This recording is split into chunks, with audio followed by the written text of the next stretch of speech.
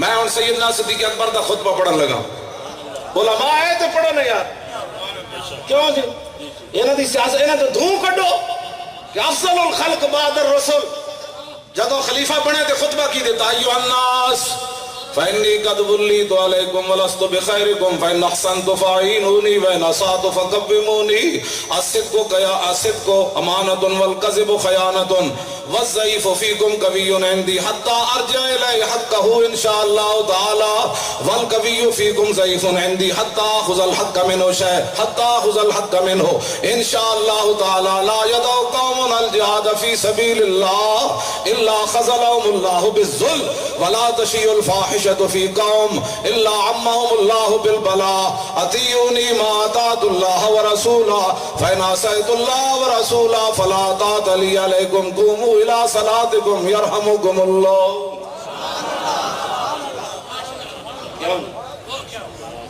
کیوں جی ادھر کوئی نہیں، میں مدینہ پاک دیا گلیاں پکیاں کرا دیا، اور گلی کی خاطر پرچے ایمان بیچتے ہو، گلیاں دی خاطر تو ضمیر بیچے اور روٹا دی خاطر تو اپنی ایمان دے سودے کیتے، ایک گل بھی کوئی نہیں. جدو سیدنا صدیق اکبر نے حضرت عمر نو خلیفہ بنایا تے او بھی نصیحتاں موجود ہیں، او دے وچ ایک گل بھی کوئی نہیں، عمر مدینے دیاں گلیاں جڑیاں پکیاں کرا دیویں، انج کرا دیویں، ایک گل بھی کوئی نہیں. تے میرے آقا و مولا جڑا آخری خطبہ دیتا او دی بھی ایک گل کوئی نہیں. یا ایھا الناس، حجۃ الوداع دا خطبہ سنو.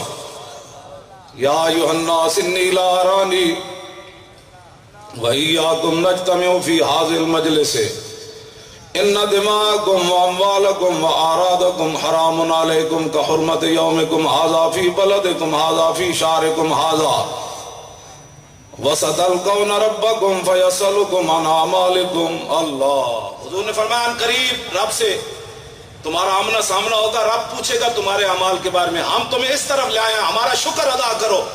تاریخ لبیک یا رسول اللہ کا، رب تم سے اعمال کے بارے میں پوچھے گا. حضور نے فرمایا ان قریب تمہیں رب کے سامنے پیش ہونا ہے. فَيَسْأَلُكُمْ عَنْ أَعْمَالِكُمْ، رب تمہارے اعمال کے بارے میں پوچھے گا. اور خدا دے بندے ہو جڑے بڈھے ہو وہ تے ڈبل ڈبل توبہ کرو، تے جڑے جوان ہو شکر ادا کرو. تاریخ لبیک یا رسول اللہ میدان چاہیے رب کدے کو پوچھ کے کی رب تواڈے کو پوچھے گا اے تواڈی زبان کدے واسطے استعمال ہوئی، اور گدڑ آیا، لومڑ آیا، شیر آیا، بلہ آیا، تیر اسی تانوں ہٹا کے دسو کدھر لایا، دیکھو دیکھو کون آیا.